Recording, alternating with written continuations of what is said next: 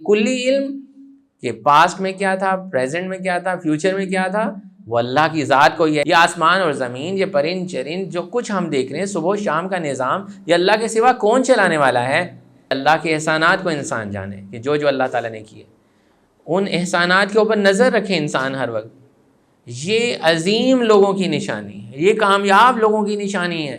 اصل تو بادشاہی اللہ تعالیٰ کی ہے، پھر اللہ تعالیٰ نے اپنی بادشاہی اور لوگوں کو دی۔ ہم لوگ ہر چیز کا کریڈٹ خود لیتے ہیں، برائیاں دوسروں پہ ڈالتے ہیں، اور بڑے لوگ ہر چیز کا کریڈٹ اللہ تعالیٰ کو دیتے ہیں، اللہ کے احسانات کا شکر ادا کرتے ہیں۔ اللہ تعالیٰ نے انبیاء کرام جو بھیجے ہیں وہ بستیوں والوں میں سے تھے۔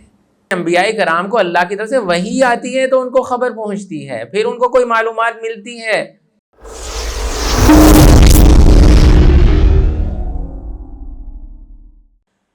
الحمدللہ والصلاة والسلام علی رسول اللہ وعلی آلہ واصحابہ اجمعین ومن تبعهم بإحسان إلى يوم الدين، أما بعد فأعوذ بالله من الشيطان الرجيم، بسم الله الرحمن الرحيم، رب اشرح لي صدري ويسر لي أمري واحلل عقدة من لساني يفقهوا قولي، رب زدني علما، اللهم فقهنا في الدين، اللهم إنا نسألك علما نافعا وعملا متقبلا ورزقا حلالا طيبا، اللهم أرنا الحق حقا وارزقنا اتباعه وأرنا الباطل باطلا وارزقنا اجتنابه، آمین یا رب العالمین۔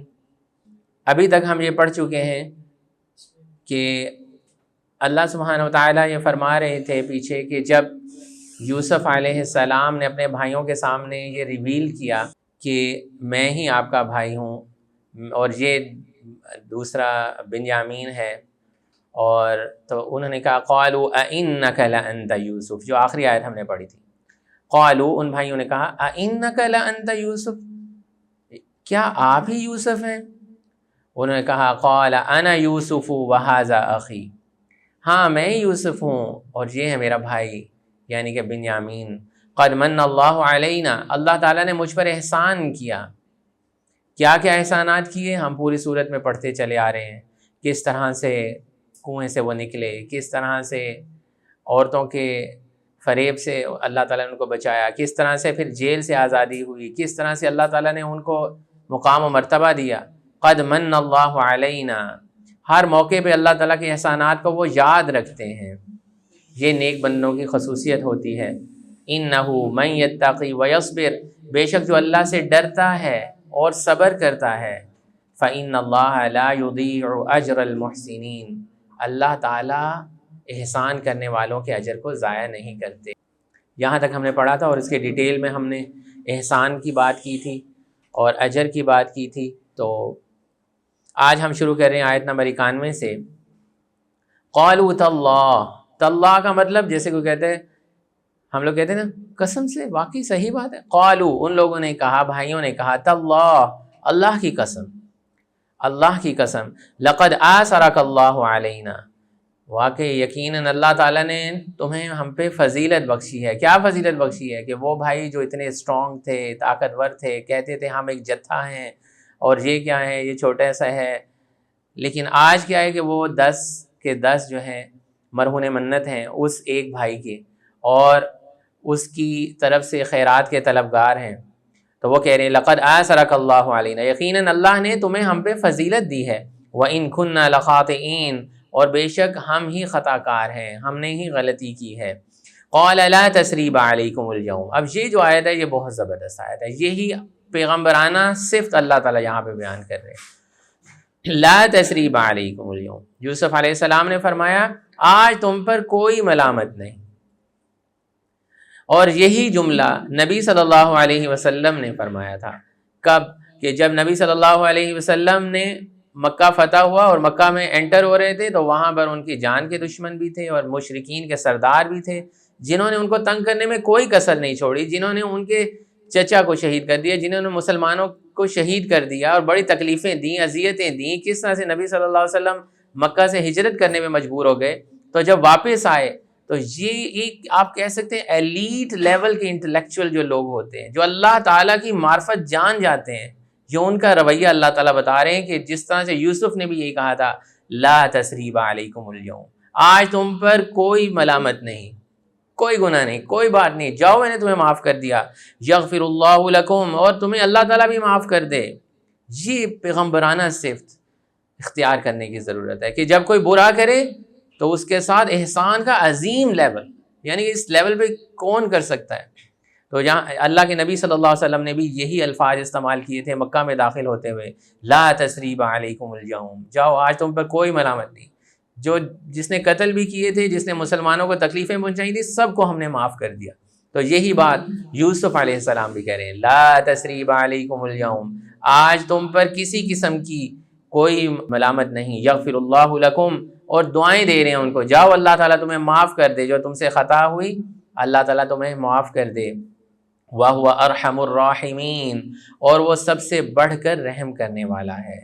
اذهبوا بقمیصی، یہ میری قمیص لے جاؤ۔ چلیں بچوں سے میں سوال کرتا ہوں، بلکہ دوسرے بھائیوں سے بھی، اس صورت میں بار بار قمیص کا ذکر آ رہا ہے، کرتے کا ذکر آ رہا ہے، اب کتنی دفعہ یہ کرتے کا ذکر آیا ہے؟ پہلے کہاں پہ آیا تھا؟ سبحان اللہ، اللہ تعالیٰ کی کیا کیا حکمتیں ہیں۔ دیکھیں اس صورت میں بار بار قمیص کا ذکر آتا ہے، پھر کوئی قصہ آیا تھا، پھر قمیص کا ذکر کہاں آیا تھا پہلے؟ جب وہ بھائی قمیص کے اوپر جھوٹا خون لگا کے لے کے آئے تھے، وَجَاءُوا عَلَىٰ قَمِيصِهِ بِدَمٍ كَذِبٍ، اور وہ لے کے آگے تھے قمیص کے اوپر جھوٹا خون لگا کر، اور پھر اس کو بھیڑیا کھا گیا ہے۔ اور دوسری دفعہ کب آیا تھا قمیص کا ذکر؟ جب اس عورت نے، زلیخا نے ان کی طرف برائی کا ارادہ کیا اور قمیص آگے سے پھٹ گئی، تو فلما رأى قمیصه قد من قبل، دیکھا گیا تو قمیص جو ہے وہ آگے سے پھٹی ہوئی تھی، تو وہاں پہ بھی قمیص کا ذکر آ گیا تھا، کرتے کا ذکر آ گیا تھا۔ اب تیسری بات پھر قمیص کا ذکر، کتنی انٹرسٹنگ چیز ہے، بار بار قمیص کا کرتے کا ذکر آ جاتا ہے، حالانکہ رومال آ سکتا تھا، کوئی اور بات آ سکتی تھی۔ تو یہ بھی اللہ تعالیٰ کی حکمتوں میں سے، اللہ کی نشانیوں میں سے ہے کہ اللہ تعالیٰ نے یہ جو قمیص ہے یہ انسان کی ایک بہت ہی زبردست لباس بنائے۔ اللہ تعالیٰ کہتے ہیں یا بنی آدم قد انزلنا علیکم لباسا، اے بنی آدم ہم نے تمہارے اوپر لباس نازل کیا، یہ تمہاری زینت بھی کرتا ہے، یہ تمہارے ستر کو بھی چھپاتا ہے، تمہاری عزت کو بھی بڑھاتا ہے۔ لباس کی اللہ تعالیٰ نے تعریف کی، اور قمیص کا یہاں پہ بار بار ذکر آیا، تو اب یہ تیسری دفعہ قمیص کا ذکر کیا آ رہا ہے؟ چلیں دیکھتے ہیں۔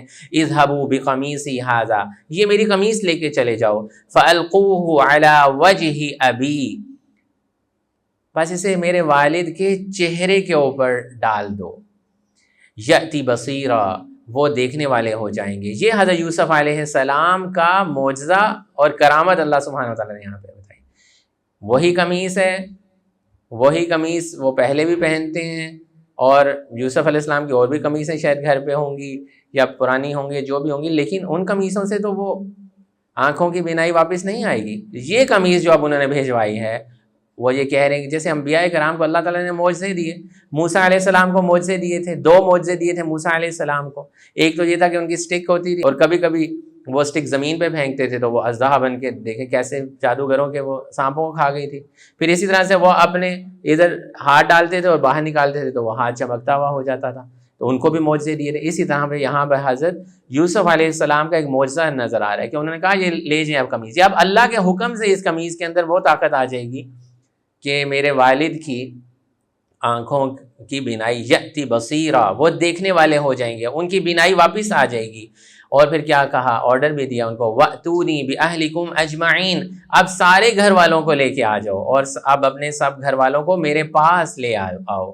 تو یوسف علیہ السلام نے ایک تو اپنے والد کی اور کے لیے کہا، کیونکہ ان کو پتہ چلا ہوگا کہ میری جدائی میں، جیسے پیچھے ہم نے آیتوں میں پڑھا تھا کہ رو رو کے ان کی وَابْيَضَّتْ عَيْنَاهُ مِنَ الْحُزْنِ، ان کی آنکھیں سفید ہو گئی تھیں غم کی وجہ سے۔ تو یہاں پر کیا ہے، وہ اب کہہ رہے ہیں کہ یہ قمیص لے جاؤ، ان کی آنکھوں پہ ڈالنا، اور باقی گھر والوں کو بھی لے آؤ۔ یہاں پر اللہ تعالیٰ نے یوسف علیہ السلام کے ایک معجزے کا بھی ذکر کیا۔ وَلَمَّا فَصَلَتِ الْعِيرُ، اور جب قافلہ مصر سے روانہ ہوا، یہ بہت انڈرسٹینڈ کرنے والی آیتیں ہیں اور عقیدے کو درست کرنے والی آیتیں ہیں۔ وَلَمَّا فَصَلَتِ الْعِيرُ، جب قافلہ مصر سے روانہ ہوا، قال ابوہم، تو ان کے والد یعقوب، یعنی اب والد صاحب کہنے لگے، یعقوب علیہ السلام کہنے لگے، انی لاجد ریح یوسف، مجھے تو یوسف کی خوشبو آ رہی ہے، لولا ان تفندون، اگر تم یہ نہ کہو کہ یہ جو بوڑھا ہے یہ بہک گیا ہے، تو مجھے خوشبو آ رہی ہے یوسف کی. یوسف علیہ السلام تو پہلے بھی تھے مصر کے اندر، اسی جگہ پہ تھے. یوسف علیہ السلام کا کرتا بھی وہیں پہ تھا، لیکن اب وہ قافلہ چلا ہے تو یعقوب علیہ السلام کو خوشبو آنے لگی. بہت سارے لوگ اس کی یہ دلیل لیتے، دیکھا جی ان کو غیب کا علم تھا، حضرت یعقوب علیہ السلام کو ان کو پتہ چل گیا وہیں سے. بالکل تھا، وہ علم تھا جو اللہ تعالیٰ نے اپنی مشیت سے ان کو اس وقت بتایا تھا. پہلے کیوں نہیں پتہ چل سکا اتنے سالوں سے؟ ادھر ہی وہ پھرتے تھے، ادھر ہی انہوں نے قمیض پہنی ہوتی تھی، اسی علاقے میں پہلے بھی رہتے تھے. لیکن اب وہاں سے کرتا چلا ہے تو باپ کو خوشبو، یعنی کہ کرتے کی جو خوشبو تھی اور یہ جو ایک معجزہ تھا اللہ تعالیٰ نے اس وقت اس کے اندر طاقت ڈالی. تو یہ پتہ چلتا ہے انبیاء کرام کو اللہ کی طرف سے وحی آتی ہے تو ان کو خبر پہنچتی ہے، پھر ان کو کوئی معلومات ملتی ہے. یہ نہیں کہ کلی علم انبیاء کرام کے پاس ہوتا ہے کہ وہ ہر وقت یہ جانتے ہیں کہ وہاں کیا ہو رہا ہے، وہاں کیا ہو رہا ہے، وہاں کیا ہو رہا ہے. یہ صورت ہمیں کلیئرلی بتاتی ہے اگر ایسی بات ہوتی تو حضرت یعقوب علیہ السلام کی رو کے آنکھیں سفید نہ ہو جاتی اگر ان کو مکمل اس چیز کا علم ہوتا کہ ہر وقت ہر لمحے کیا ہو رہا ہے اس دنیا کے اندر. جیسا کہ لوگ نعوذ باللہ من ذالک آج کل کہتے ہیں، انبیاء کرام حضرت محمد صلی اللہ علیہ وسلم کے بارے میں کہتے ہیں ان کو ہر وقت ہر چیز کا علم ہے. ان کے جو امتی ہیں جو کچھ کر رہے ہیں وہ ان کو دیکھ رہے ہیں، نعوذ باللہ من ذالک، ہر وقت ہر چیز کی خبر ہے ان کو. ایسا نہیں، ہاں اللہ تعالیٰ جو ان کو خبر دینا چاہے کوئی روک نہیں سکتا. جو چیز اللہ تعالیٰ ان کو بتانا چاہے وہ ان کو پتہ چل جاتا ہے. لیکن کلی علم کہ پاسٹ میں کیا تھا، پریزنٹ میں کیا تھا، فیوچر میں کیا تھا، وہ اللہ کی ذات کو ہی ہے. اسی لیے تو سورہ یوسف نازل ہوئی ہے، اسی لیے تو سورہ یوسف میں اللہ تعالیٰ محمد صلی اللہ علیہ وسلم کو بتا رہے ہیں کہ کس طرح سے جو یوسف علیہ السلام فلسطین میں رہتے تھے وہ مصر کیسے پہنچ گئے. نبی صلی اللہ علیہ وسلم کو پتہ ہی نہیں. اللہ تعالیٰ کہہ رہے ہیں ہم تمہیں وحی کر کے یہاں پہ بتا رہے ہیں. تو یہ عقیدہ درست کرنے والی آیتیں ہیں کہ وہی قمیص جس کا پہلے علم ہی نہیں تھا، جس کی خوشبو آتی ہی نہیں تھی، آج اس قمیص کی خوشبو جیسے ہی وہاں سے قافلہ چلا اللہ کے حکم کے ساتھ، اللہ تعالیٰ انبیاء کرام کو جب اپنی مشیت کے ساتھ اپنی طاقت کے ساتھ کوئی چیز بتانا چاہتے ہیں پھر اسے کوئی روک نہیں سکتا کہ اتنے میل دور سے خوشبو آ رہی ہے. حیران کن سی بات ہے. تو اللہ تعالیٰ کے لیے کوئی چیز مشکل نہیں ہے. قالوا تاللہ، جب انہوں نے کہا کہ تم اگر یہ نہ کہو کہ بوڑھا بہک گیا ہے تو میں تمہیں ایک بات بتانا چاہتا ہوں، مجھے یوسف کی خوشبو آ رہی ہے. تو اب جو ان کے پاس لوگ بیٹھے تھے وہ بولے قالوا تاللہ، وہ بولے اللہ کی قسم، انک لفی ضلالک القدیم، ابھی تک آپ وہی پرانی گمراہی میں، یعنی کہ وہی پرانی باتوں میں، وہی یوسف کی محبت میں گرفتار ہیں. آپ کہہ رہے ہیں اس کی خوشبو آ رہی ہے، ہمیں تو کوئی خوشبو نہیں آ رہی. اب پھر آپ نے یوسف کی باتیں شروع کر دی ہیں. لیکن اللہ تعالیٰ نے اپنے حکم سے حضرت یوسف علیہ السلام کو خوشبو کے ذریعے سے کیا دی؟ تسلی دی.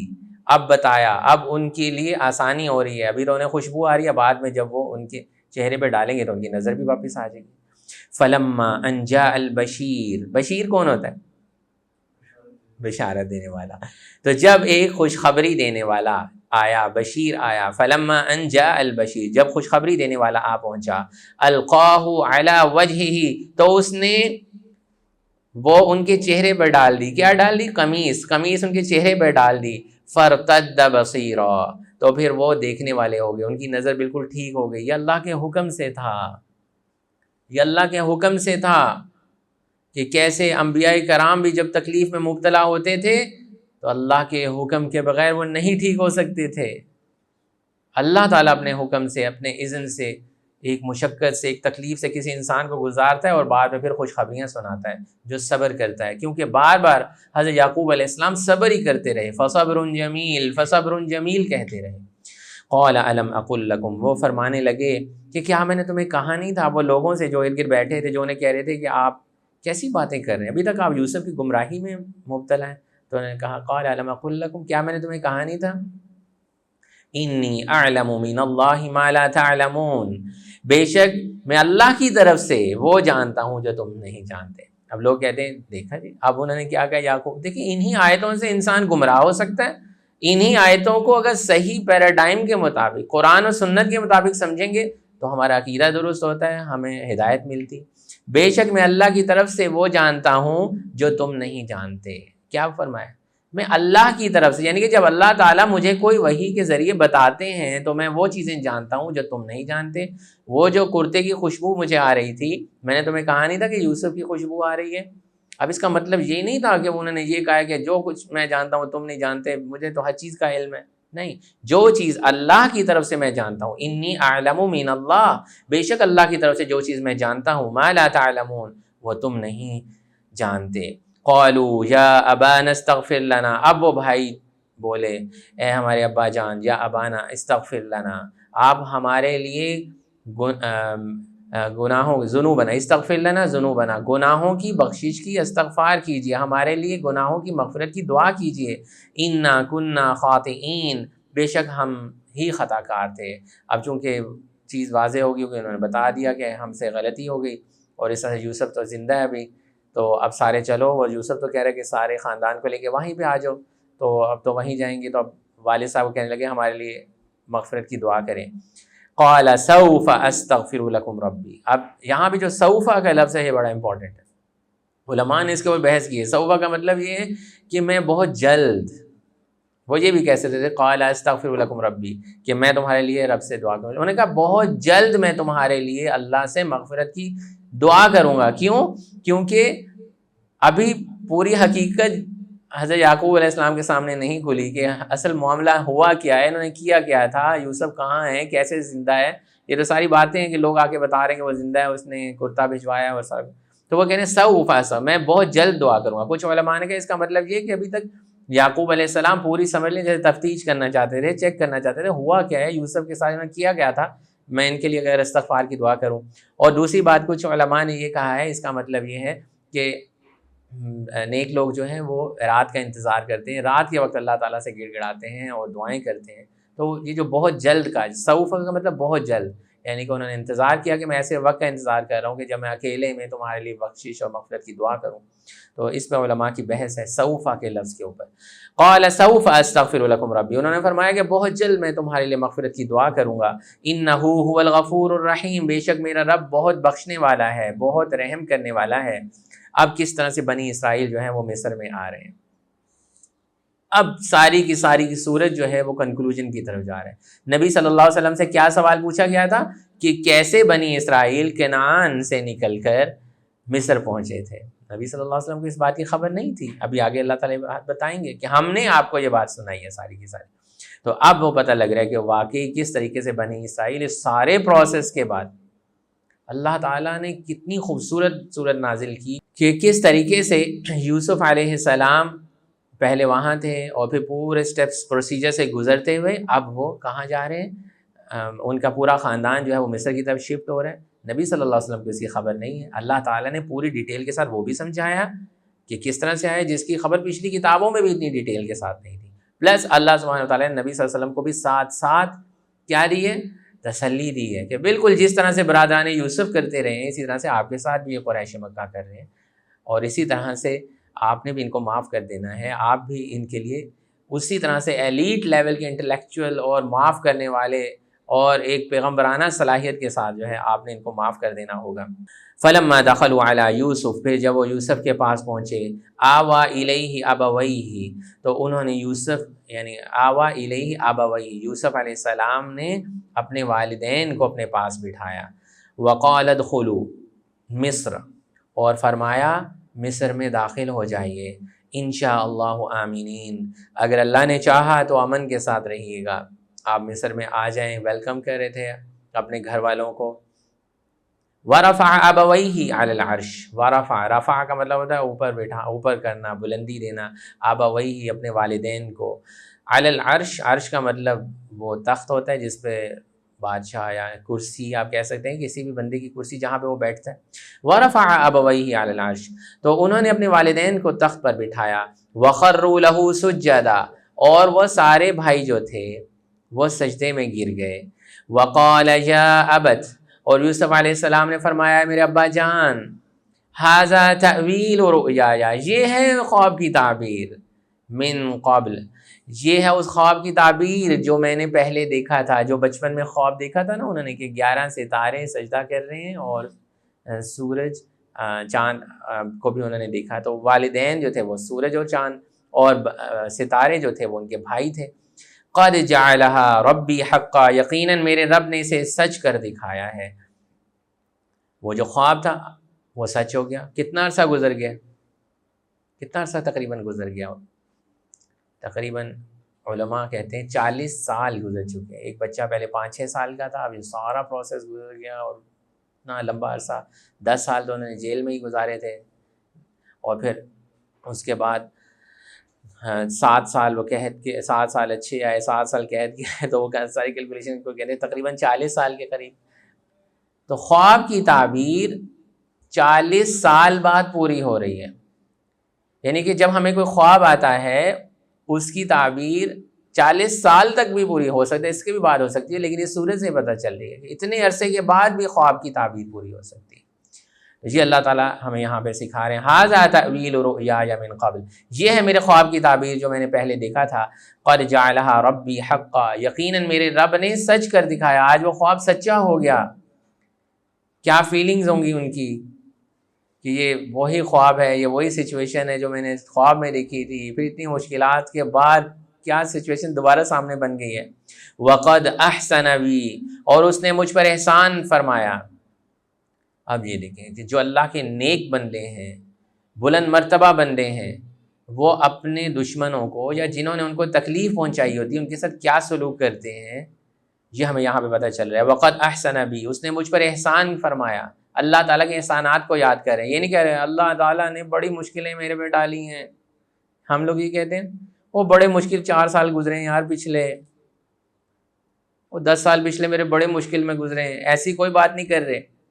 اللہ نے مجھ پہ احسان کیا ہے. کیا احسان کیا ہے؟ اذ اخرجنی من السجن، جب مجھے جیل سے نکالا. یہ بات ہی نہیں کی کہ کنویں سے نکالا تھا، سب سے پہلے تو کنویں سے نکالا تھا. بھائی اب سامنے کھڑے ہیں، اور بھی لوگ ہیں، کہ کہیں ایسا فیل نہ کریں اور برائی ان کے ذہن میں نہ آئے. میں نے تو ان کو معاف کر دی نا. قال لا تثریب علیکم اليوم، اب بار بار ان کو جتلانا نہیں ہے کہ یاد ہے وہ کنویں میں پھینکا تھا.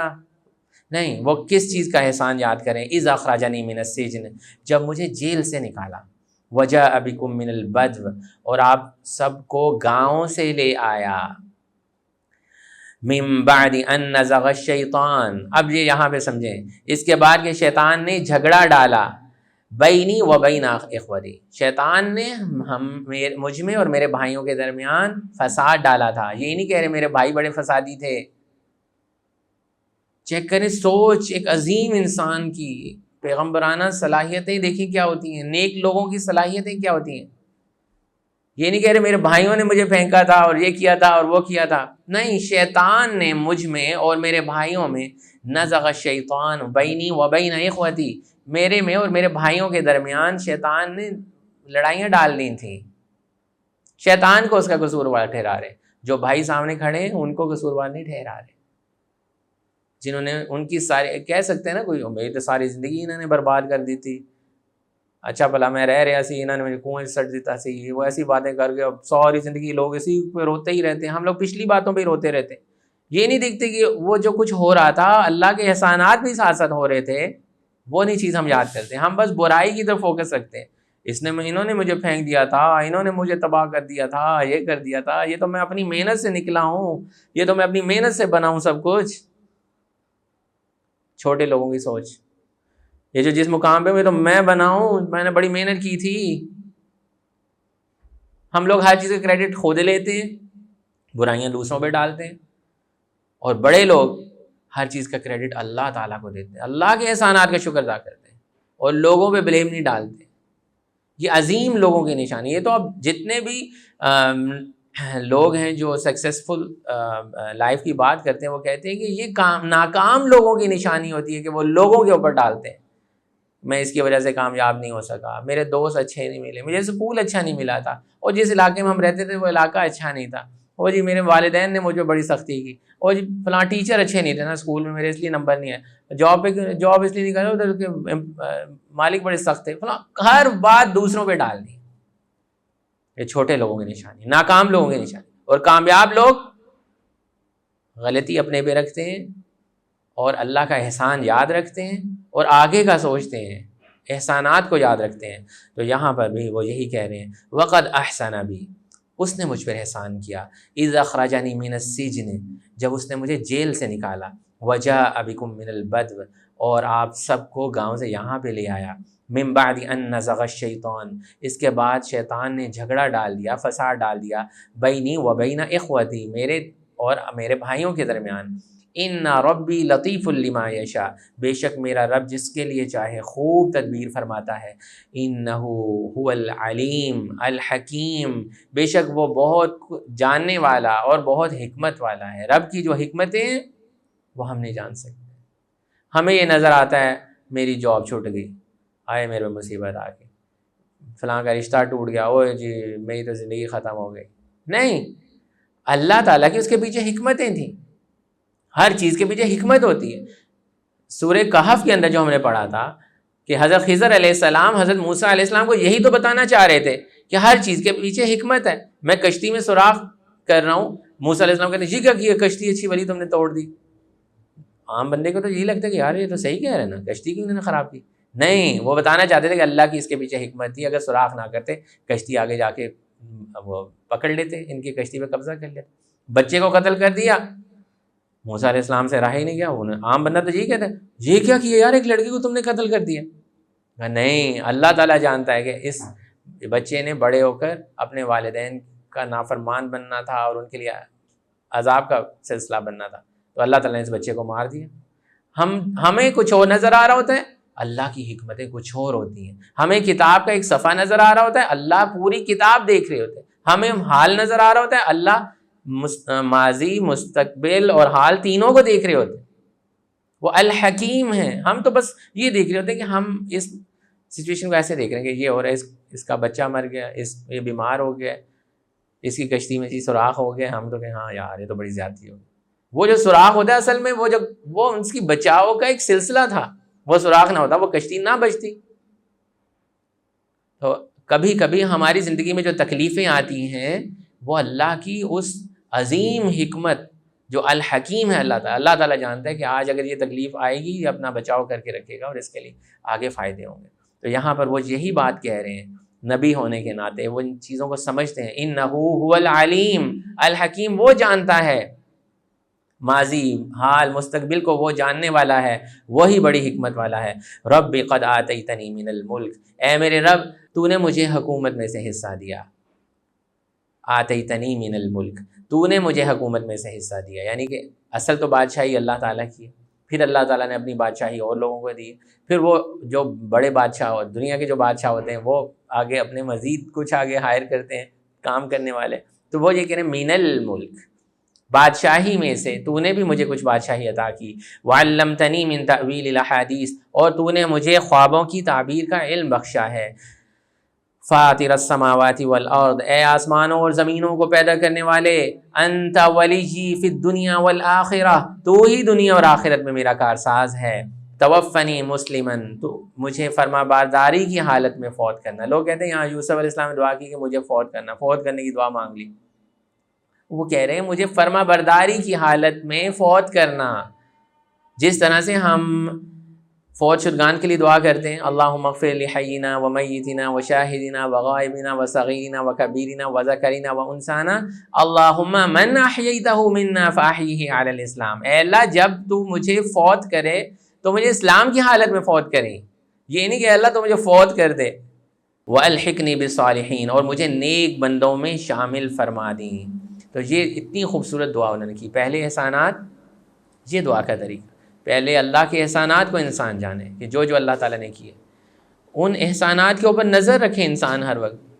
یہ عظیم لوگوں کی نشانی ہے، یہ کامیاب لوگوں کی نشانی ہے کہ وہ مشکل سے مشکل حالات میں بھی اچھائی کے پہلوؤں کو تلاش کرتے ہیں، شکر گزاری کا پہلو تلاش کر لیتے ہیں اس کے اندر سے.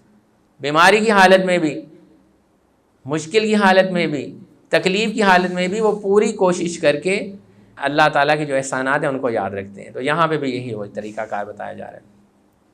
اب یہاں پہ جو آخری آیتیں ہم پڑھنے لگے ہیں یہ سورت کا کنکلوژن ہے، اور جو یوسف علیہ السلام کا قصہ جو ہے وہ یہاں پہ اس دعا پہ تو تقریباً اینڈ ہو گیا. لیکن اب آگے توحید کے بارے میں اللہ سبحانہ و تعالیٰ بتا رہے ہیں اور شرک کی نفی بتا رہے ہیں. ذالک من انباء الغیب. اب دیکھیں یہ آیتیں کیسے کھلی آیتیں ہیں، کیسے یہ ہماری رہنمائی کرتی ہیں. ذالک من انباء الغیب، اللہ تعالیٰ کہتے ہیں یہ ہیں غیب کی خبریں، نوحیہ الیک، جو ہم تمہاری طرف وحی کر رہے ہیں، آپ کلی غیب کا علم نہیں جانتے، یہ کچھ غیب کی باتیں ہیں، جو یوسف کا قصہ تھا، ان لوگوں نے آپ سے پوچھا، ہم آپ کو بتا رہے ہیں، نوحیہ الیک، جو ہم آپ کی طرف وحی بھیجتے ہیں، وما کنت لدیہم، اور آپ ان کے پاس تو نہ تھے، یعنی کہ آپ اس وقت نہیں تھے، آپ کو تو پتہ ہی نہیں تھا کہ یوسف علیہ السلام کا قصہ کیا ہوا، آپ نہیں تھے اس وقت، حاضر نہیں تھے۔ لوگ کہتے ہیں نبی صلی اللہ علیہ وسلم حاضر و ناظر ہیں، ہر جگہ موجود ہیں۔ ادھر ہم نے محفل شروع کی، ایک کرسی ساتھ رکھ دیتے ہیں خالی، یہاں پہ نبی صلی اللہ علیہ وسلم، نعوذ باللہ، نعوذ باللہ من ذالک، یہاں پہ نبی صلی اللہ علیہ وسلم آ کے بیٹھیں گے۔ دیکھی ہوں گی آپ نے ایسی محفل کہ نبی صلی اللہ علیہ وسلم کے لیے کرسی رکھ دیتے ہیں، اور یہ عقیدہ ہے ان کا کہ جب ہم محفل سجاتے ہیں، یعنی کہ نعت کی محفل یا جو بھی محفل درود کی، تو نبی صلی اللہ علیہ وسلم تشریف لاتے ہیں، وہ ہر جگہ ہی موجود ہیں، وہ حاضر و ناظر ہیں۔ اللہ تعالیٰ کہہ رہے ہیں ذالک من انباء الغیب، یہ ہیں غیب کی خبریں، نوحیہ الیک، جو ہم آپ کی طرف وحی کر رہے ہیں، وما کنت لدیہم، اور آپ ان کے پاس اس وقت موجود نہیں تھے، اذ اجمعوا امرہم وہم یمکرون، جب انہوں نے یعنی کہ بھائیوں نے اپنی بات پر اتفاق کیا تھا اور وہ سازش کر رہے تھے، جب بھائی یہ سارا سلسلہ کر رہے تھے اور ایک سارا کہانی چل رہی تھی، آپ اس وقت موجود نہیں تھے۔ وما اکثر الناس ولو حرصت بمؤمنین، لیکن اکثر لوگ ایمان لانے والے نہیں ہیں، آپ کتنی ہی خواہش کر لیں، اکثر لوگ آپ کی بات کو نہیں مانیں گے۔ یہ قصہ جب آپ سنائیں گے اور لوگوں کو بتائیں گے تو کچھ لوگوں کے دلوں پر اسی طرح سے زنگ لگا رہے گا، وہ پھر بھی اس میں سے کوئی حجت نکال لیں گے۔ وما تسألہم علیہ من اجر، اور آپ صلی اللہ علیہ وسلم، وما تسألہم، اور آپ سوال نہیں کرتے ان مشرکوں سے، اوبیسلی، علیہ من اجر، اس تبلیغ پر کسی بھی قسم کے اجر کا سوال نہیں کرتے، کیونکہ اگر نبی صلی اللہ علیہ وسلم ان سے کوئی سوال کرتے، وہ کہتے دیکھا پیسوں کی خاطر یہ تو سارا اس نے کاروبار بنایا ہوا ہے۔ اور یہ نبی صلی اللہ علیہ وسلم نہیں، پیچھے انبیاء کرام کی پوری لسٹ ہے، آپ سورہ اعراف پڑھیں، ہر نبی آیا وہ یہی کہتا تھا وما تسألہم علیہ من اجر، میں تم سے کوئی اجر نہیں مانگتا اس چیز کا، کوئی پیسے نہیں مانگتا، یہ تو میں اللہ کی خاطر تمہیں اللہ کی معرفت دے رہا ہوں، اللہ کے قریب کر رہا ہوں۔ وما تسألہم علیہ من اجر، اور آپ صلی اللہ علیہ وسلم ان مشرکین مکہ سے اس تبلیغ پر کوئی اجر تو نہیں مانگتے۔ ان ہوا الا ذکر للعالمین، یہ قرآن سب جہان والوں کے لیے نصیحت ہے، سب کے لیے نصیحت ہے، لیکن کن لوگوں کے لیے ہے ان کی بھی وضاحت آگے کی ہے اللہ تعالیٰ نے۔ وَكَأَيٍّ مِّنْ آیَةٍ فِي السَّمَاوَاتِ وَالْأَرْضِ، یہ وہ لوگ ہوں گے جو آسمانوں اور زمینوں کی نشانیوں پہ غور و فکر کرتے ہیں۔ وَكَأَيٍّ مِّنْ آیَةٍ فِي السَّمَاوَاتِ وَالْأَرْضِ، اور آسمان اور زمین کی کتنی ہی نشانیاں ہیں، يَمُرُّونَ عَلَيْهَا، جس کے اوپر سے ان کا گزر ہوتا ہے، وَهُمْ عَنْهَا مُعْرِضُونَ، اور وہ ان کے اوپر سے اعراض کر جاتے ہیں۔ کتنی نشانیاں، کتنی نشانیاں ہم روزانہ دیکھتے ہیں، انسانوں کے اندر اتنی نشانیاں دیکھتے ہیں کہ اللہ تعالیٰ کیسے کسی کو مرتبے دیتا ہے، کیسے کسی کو گرا دیتا ہے، کسی بادشاہ کو فقیر بنا دیتا ہے، کسی فقیر کو بادشاہ بنا دیتا ہے، کسی بادشاہ کو جیل میں ڈال دیتا ہے، کسی کو جیل سے نکال کے بادشاہ بنا دیتا ہے۔ دیکھتے ہیں نا، ہم اپنی زندگی میں بھی دیکھتے ہیں۔ کون کر رہے ہیں یہ ساری تدبیریں؟ یہ آسمان اور زمین، یہ پرند چرند، جو کچھ ہم دیکھ رہے ہیں، صبح و شام کا نظام، یہ اللہ کے سوا کون چلانے والا ہے؟ وَهُمْ عَنْهَا مُعْرِضُونَ، پھر بھی وہ اس پہ توجہ نہیں کرتے، اعراض برتتے ہیں اس سے۔ وَمَا يُؤْمِنُ أَكْثَرُهُمْ بِاللَّهِ، اور ان میں سے اکثر ایمان نہیں لاتے اللہ پر، إِلَّا وَهُمْ مُشْرِكُونَ، مگر اس حال میں کہ وہ شرک کرتے ہیں۔ مشرکین مکہ جو تھے نا، وہ بھی اللہ تعالیٰ کی ربوبیت پر ایمان رکھتے تھے، وہ یہ نہیں کہ وہ اللہ کو نہیں مانتے تھے۔ آج ہمارا سلسلہ بھی ایسا ہی ہے، ہم اپنے آپ کو اگر کمپیئر کریں تو ہم ان سے کوئی پیچھے نہیں ہیں۔ مشرکین مکہ بھی کہتے تھے اللہ ہمارا رب ہے، اللہ ہی سب کچھ بنانے والا ہے، اللہ ہی بارشیں چیزیں سب کچھ برساتا ہے، سب کچھ اللہ ہی کرتا ہے۔ لیکن اللہ تعالیٰ کے ساتھ یہ کچھ اور بھی ہستیاں موجود ہیں جو اللہ تعالیٰ سے ہماری سفارش کرتی ہیں، یہ کہتی ہیں تو کام ہوتا ہے۔ توحید ربوبیت کو وہ بھی مانتے تھے، لیکن توحید الوہیت یعنی کہ ہمارا الہ اللہ ہے، ہم نے اللہ کے آگے سجدہ کرنا ہے، ہم نے اللہ کے آگے رکوع کرنا ہے، اللہ کے سے ہی دعا کرنی ہے، توحید الوہیت میں مسئلہ کر جاتے تھے۔ وہ کہتے تھے اور بھی الہ اللہ تعالیٰ نے دیے ہیں، رب وہی ہے لیکن الہ بہت سارے ہیں۔ اللہ تعالیٰ یہاں پہ یہی کہتے ہیں کہ الہ اللہ ہی ہے، توحید ربوبیت بھی اللہ ہی کے لیے، توحید الوہیت بھی اللہ کے لیے ہی ہے۔ وما یؤمن اکثرهم باللہ، ان میں سے اکثر اللہ پر ایمان نہیں رکھتے، الا وهم مشرکون، مگر اس حالت کے اندر کہ وہ شرک کرتے ہیں، یعنی کہ ایمان رکھتے ہیں ساتھ ساتھ شرک بھی کرتے ہیں۔ افامنوا ان تأتیہم غاشیۃ من عذاب اللہ، اللہ تعالیٰ کے عذاب میں سے کوئی عذاب ان کے اوپر آ جائے گی، اس چیز کے منتظر ہیں۔ او تأتیہم الساعہ، یا ان پر اچانک قیامت آ جائے، وہم لا یشعرون، اور انہیں خبر بھی نہ ہو، یعنی کہ وہ اب اس چیز کے انتظار میں ہیں کہ ان کے اوپر اللہ کا عذاب آ جائے۔ اللہ تعالیٰ کو چیلنج کرتے ہیں، جب اللہ تعالیٰ کی نشانیاں ساری موجود ہیں، سجدہ کسی اور کے آگے کرتے ہیں، رکوع کسی اور کے آگے کرتے ہیں۔ اچھا، یہ پیچھے سجدے کا ذکر گزرا تھا نا کہ سارے بھائیوں نے سجدہ کیا، لوگ کہتے ہیں دیکھیں انہوں نے بھی تو سجدہ کیا تھا، تو ہم نے اگر کسی قبر پہ یا کسی ولی کے سامنے سجدہ کر دیا، یہ سجدہ تعظیمی تھا جو اس وقت جائز تھا۔ نبی صلی اللہ علیہ وسلم کی شریعت سمجھ لیں کہ ٹاپ لیول کی شریعت ہے، توحید میں بھی ٹاپ لیول کی ہے، کہ اس میں نہ سجدہ کسی کے سامنے کیا جا سکتا ہے۔ یہ شریعت حضرت یعقوب علیہ السلام کی بات ہو رہی ہے اس کے اندر کہ بھائیوں نے سجدہ کیا، یہ تعظیمی سجدہ تھا جو اس وقت جائز تھا۔ نبی صلی اللہ علیہ وسلم نے ختم کر دیا یہ سارا سسٹم، اب تو کوئی رکوع بھی نہیں کر سکتا کسی کے آگے، نہ سجدہ کر سکتا ہے۔ جیسے ہم لوگ ایسے جھک کے کسی کو رکوع کر کے ملتے ہیں، یہ چیز اسلام میں جائز نہیں ہے۔ دیکھیں کتنے بھائی ہیں، آپ ان سے ملتے ہیں، عجیب ہم لوگ یہ حالت ہے کہ ہم لوگ پورے جھک جاتے ہیں، نیچے ہو جاتے ہیں، پورا رکوع کر کے کسی سے ملتے ہیں، قبروں کے اوپر سجدہ کرتے ہیں، انسانوں کے آگے سجدہ کرتے ہیں، پتھروں کے آگے سجدے کر رہے ہیں۔ تو سجدہ تعظیمی تھا یہ جو پیچھے گزرا ہے، اور اب سجدہ تعظیمی ختم ہو چکا، بند ہو چکا۔ نبی صلی اللہ علیہ وسلم کی شریعت میں توحید بھی ٹاپ لیول کی ہے کہ اس میں صرف اللہ کے آگے سجدہ ہوگا، صرف اللہ کے آگے جھکیں گے، صرف اللہ کے آگے رکوع ہوگا۔ او تأتیہم الساعۃ بغتۃ وہم لا یشعرون، ان پر اچانک قیامت آ جائے اور ان کو خبر بھی نہ ہو۔ قل ھذہ سبیلی ادعو الی اللہ، اے نبی صلی اللہ علیہ وسلم آپ فرما دیجئے کہ یہ میرا راستہ ہے، میں تو اللہ کی طرف بلاتا ہوں، لا بصیرۃ انا، میں اللہ کی طرف بلاتا ہوں پوری کی پوری بصیرت کے ساتھ، ومن اتبعنی، اور جنہوں نے میری پیروی کی۔ اب دیکھیں کیا بتا رہے ہیں، قرآن اور حدیث کی بات ہو رہی ہے یہاں پہ، کہ جس نے اللہ کی بات مانی، یعنی کہ قرآن کی بات مانی، کہ اللہ تعالیٰ کا راستہ کیا ہے، قرآن ہے اور حدیث ہے، تیسری کوئی بات نہیں۔ ہم کہتے ہیں جی یہ بھی تو شاید صحیح کر رہے ہوں گے نا فلاں فرقے والے، یہ بھی تو شاید صحیح کر رہے ہوں گے نا، یہ بھی تو محبت میں ہی کر رہے ہوں گے، لیکن اس کا کہاں قرآن و حدیث میں کسی چیز کی دلیل ہے؟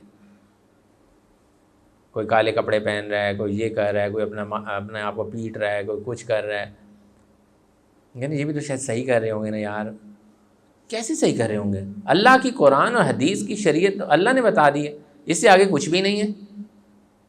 اس سے آگے جو کچھ ہوا ہے وہ واقعات ہیں، اس واقعات کے ذریعے سے ہماری شریعت تو نہیں بدل سکتی۔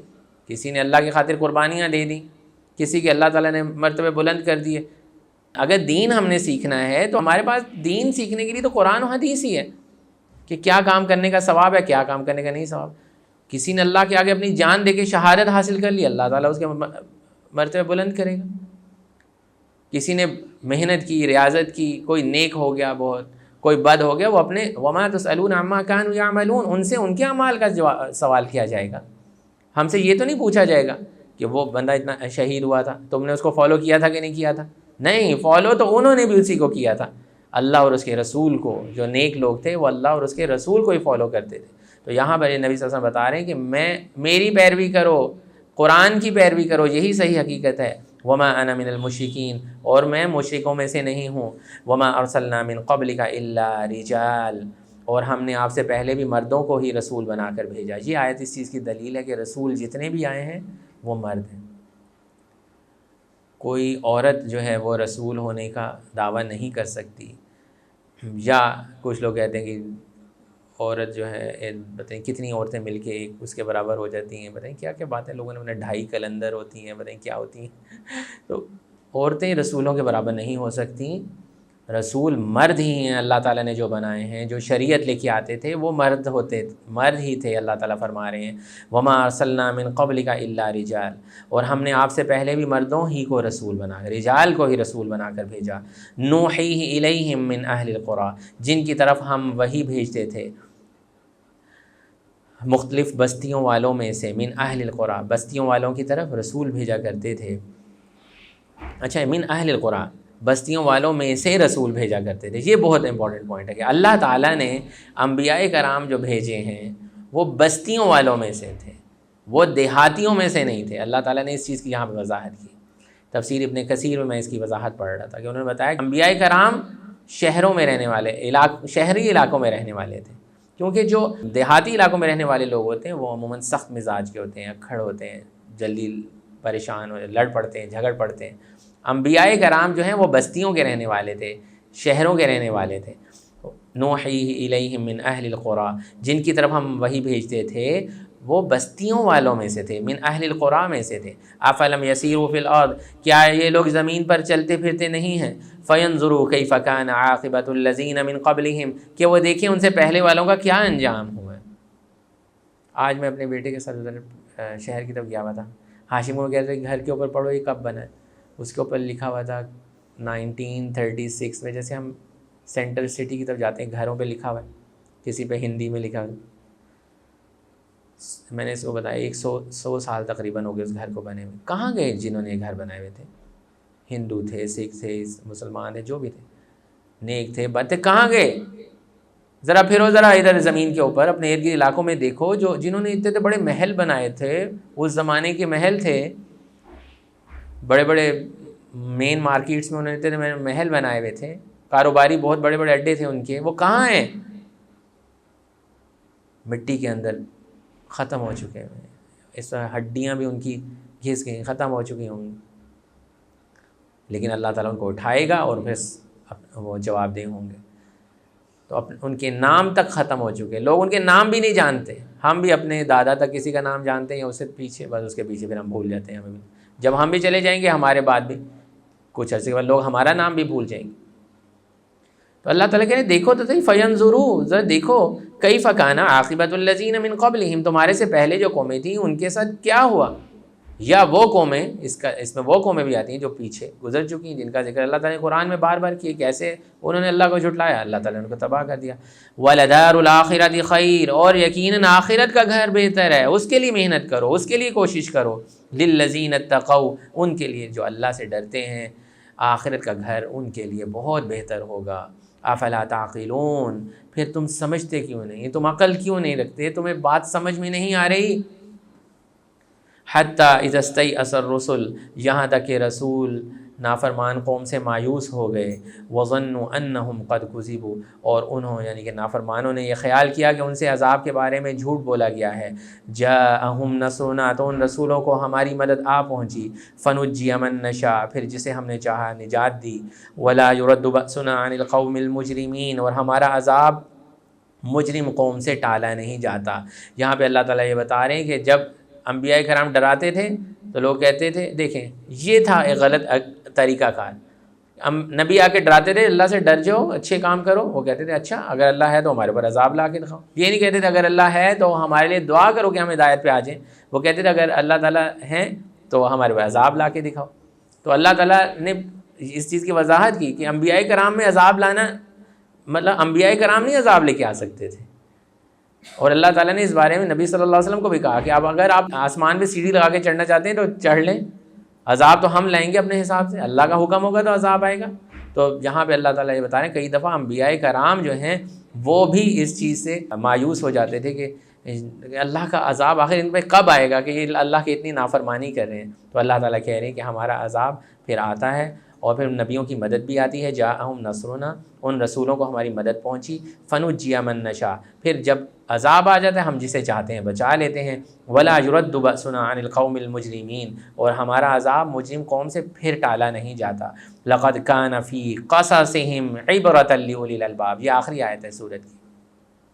بے شک ان کے بیان میں عبرت ہے، یعنی کہ اس قصے میں بھی عبرت ہے، اللہ کی کتاب میں بھی عبرت ہے۔ بے شک ان کے بیان میں فی قصصہم عبرہ، اس قصے کے اندر عبرت ہے، لأولی الالباب، عقل مندوں کے لیے، جو سوچنا چاہتے ہیں، جو اپنے آپ کو بہتر بنانا چاہتے ہیں، جو اپنے آپ کو بدلنا نہیں چاہتے، ان کے لیے کسی قسم کا کوئی فائدہ نہیں اس قرآن کے اندر، یہ ایسے ہی کہ کتاب کو انہوں نے سن لی۔